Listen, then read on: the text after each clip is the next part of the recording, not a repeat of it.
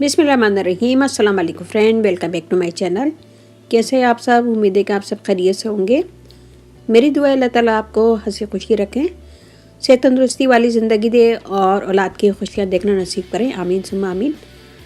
आज मैं दिखा रही हूँ आप लोगों को आउटसाइड की वीडियो थोड़ी सी मैंने बनाई थी आप लोगों से शेयर करने के लिए। हमारी जो नीचे नेबर रहती हैं उनके पास एक डॉग है बहुत बड़ा सा, और ये जब भी मुझे देखता है तो भौंकना शुरू कर देता है, और इसके भौंकने से मेरी हार्ट बीट तेज़ हो जाती है और मुझे डॉगी से बहुत डर लगता है, बहुत ज़्यादा। क्योंकि एक दफ़ा उसने हमला कर दिया था मुझ पे। जब मेरे बच्चे छोटे थे तो मैं बच्चों को स्कूल छोड़ के वापस आ रही थी, तो वापसी में अकेली जब मैं थी तो वापसी में एक डॉगी ने मुझ पर हमला कर दिया था। मेरे दोनों बाजू पे उसने अपने हाथ रखे और मेरे मुँह पर भौंक रहा था। तकरीबन ये अमल 2 से 3 मिनट उसने किया।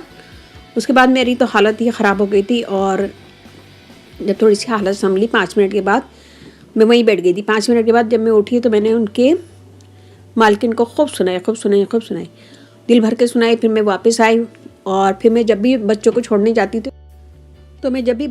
स्कूल जाती थी तो वो बंद होता था। उसकी मालकिन उसको फिर बंद रखती थी, क्योंकि मैंने कहा था नेक्स्ट टाइम ऐसा होगा तो मैं पुलिस को कंप्लेंट कर दूँगी। तो वो थोड़ी सी डर गई थी, और फिर उसके बाद उन्होंने बंद करना शुरू कर दिया। उसको रस्सी से बांध के रखती थी।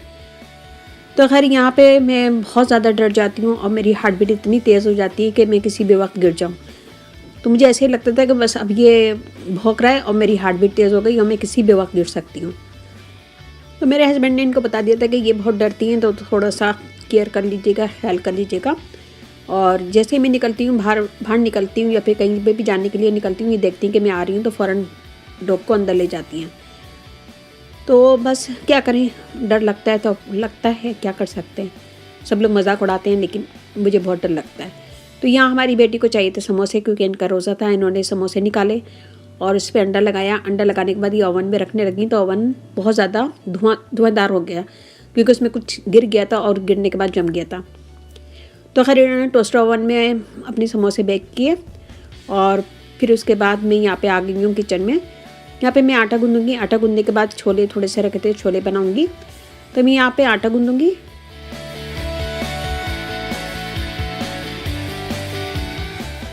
तो यहाँ मैं लेती हूँ चक्की का आटा। हमारे घर में बहुत सबको पसंद है, मुझे भी और हस्बैंड को भी, बच्चों को भी।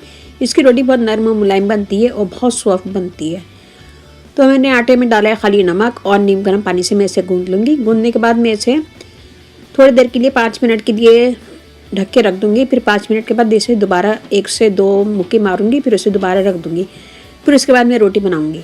इस तरह रोटी बहुत नरम और मुलायम बनती है और सॉफ्ट बनती है, क्योंकि आटे को एक दफ़ा गूंद के रख दें, फिर उसके बाद 5 मिनट के बाद दोबारा इस पर मुक्की मारें और फिर उसके बाद रोटी बनाएं तो बहुत अच्छी रोटी बनती है।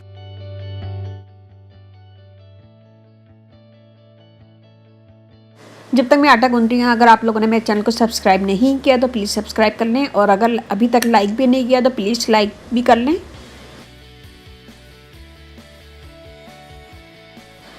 इस चैनल पे मैं डेली व्लॉग डालती हूँ। कहीं पे भी जाती हूँ तो मैं इसका व्लॉग बना के इस चैनल पे डालती हूँ, और कुकिंग भी बताती हूँ, कभी टेस्ट भी बताती हूँ, और कभी क्लीनिंग का व्लॉग भी बनाती हूँ।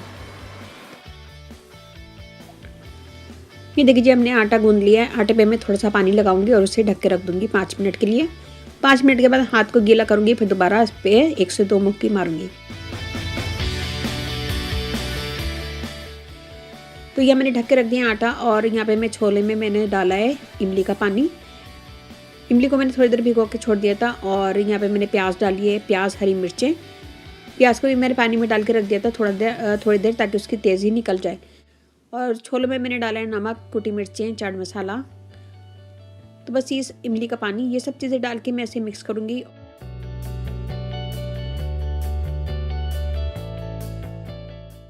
यह ओवन जब मैंने गर्म किया था तो बहुत ज़्यादा धुआं उठ रहा था उसमें से, और धुआं निकल रहा था, क्योंकि इसमें कुछ नीचे गिरा हुआ था। और हमने ओवन खोला तो ये फ़ौरन ही जलने लगा।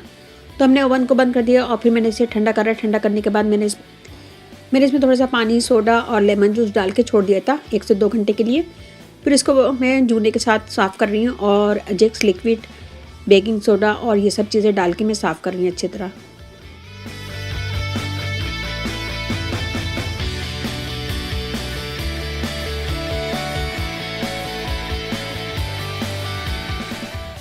तो तो ओवन को मैंने अच्छी तरह साफ़ किया और बेकिंग सोडा डाल के मैंने बेटी ने अंदर से साफ़ किया और मैंने ऊपर से, क्योंकि मैं अंदर नहीं जा सकती थी और बेटी ने अंदर से साफ़ किया, फिर ताकि सारा उसका जो जमा हुआ है वो निकल जाए और बिल्कुल साफ़ सुथरा हो जाए।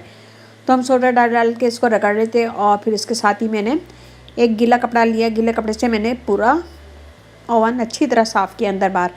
फिर जब अच्छी तरह साफ़ हो गया तो फिर मैंने इसके ऊपर एल्युमिनियम फॉइल बिछा दी और थोड़ा सा छुरी से काट के इसको अंदर की साइड पे कर दिया, ताकि पूरी तरह अच्छी तरह बिछा दिया हमने इसको।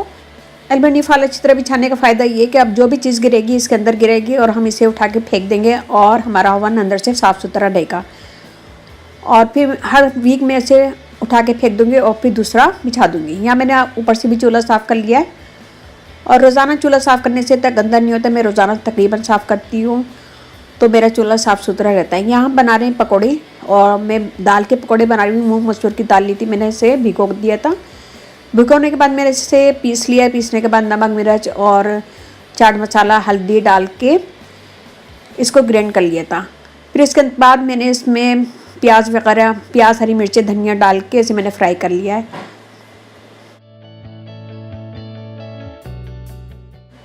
तो यहाँ ये रोज़ा खोल रही है, इनका रोज़े का टाइम हो गया था, ये रोज़ा खोल रही है। और यहाँ मैंने बॉयल किए थे छोले, क्योंकि आज मैं बनाऊँगी अंडे छोले का सालन।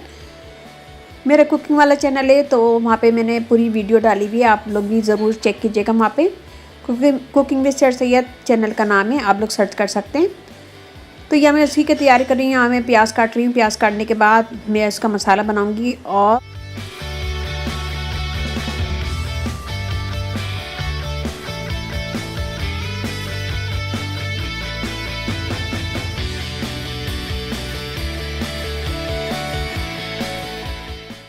अगर आपको इसकी फुल रेसिपी चाहिए तो आप मेरे चैनल को सब्सक्राइब कर सकते हैं, कुकिंग विद सर सैयद। वहाँ पे मैं अक्सर बहुत सारी वीडियो डालती रहती हूँ। वीक में तकरीबन 2 से 3 वीडियो डालती हूँ मैं, तो वो देख सकते हैं। और इसी तरीके से बनाती हूँ, हर कोई बना सकता है मेरे स्टाइल से। तो आपने अगर मेरे चैनल को सब्सक्राइब नहीं किया तो प्लीज़ सब्सक्राइब कर लें इस चैनल को।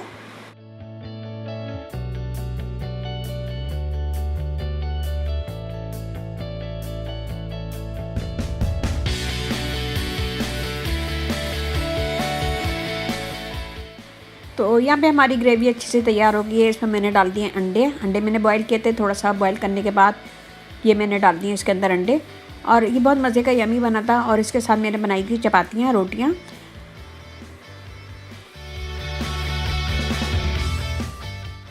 ये देखिए हमने निकाल लिया और ये बहुत यमी लग रहा है। यहाँ पे मैं रोटियाँ बना रही हूँ। आज संडे है तो इसलिए मैंने थोड़ा सा, बल्कि संडे फंडे होता है लेकिन हमारा सारे दिन किचन में ही गुजर गया और काम करते हुए गुजर गया। तो आज कोई भी फंडे नहीं है कि हर संडे फंडे नहीं होता।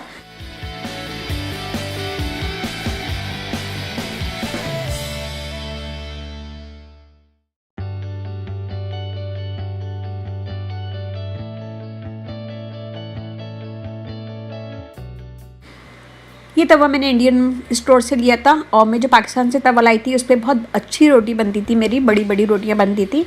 ये तवा मैंने इंडियन स्टोर से लिया था, तो छोटा सा तवा इसलिए इस रोटियां भी इस पर छोटी छोटी बनाना पड़ती है मुझे। और मुझे उल्टे तवे की रोटी बहुत पसंद आती है और मेरी अम्मी भी बहुत शौक से बनाती थी उल्टे तवे की रोटी और आग पे सेकती थी। वही स्टाइल मेरा भी है, लेकिन यहाँ पे मैंने सीधा तवा यूज़ किया है। इंशाल्लाह कभी उल्टा तवा मिलेगा तो मैं उल्टे तवे की रोटी भी बनाऊँगी।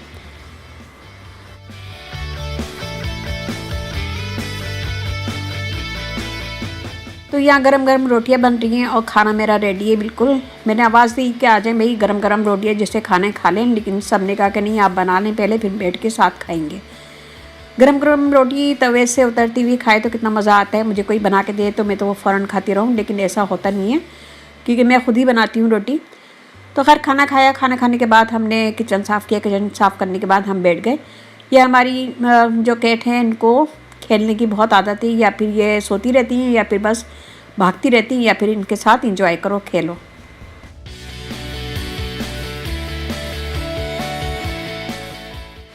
तो ये था आज का हमारा व्लॉग। उम्मीद है कि आपको पसंद आया होगा। पसंद आए तो लाइक कीजिएगा, कमेंट दीजिएगा, अपनी फैमिली फ्रेंड में शेयर कीजिएगा।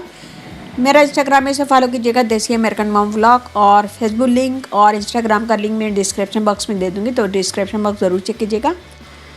मुझे आपके राय के कमेंट्स का इंतज़ार रहता है, तो प्लीज़ लाइक कीजिएगा, कमेंट दीजिएगा, अपनी फैमिली फ्रेंड में शेयर कीजिएगा। इसके साथ ही मुझे इजाज़त दीजिए। अपने अपने घर वालों का, अपने पेरेंट्स का बहुत ज़्यादा ख्याल रखिएगा, दुआओं में याद रखिएगा। अल्लाह हाफिज़।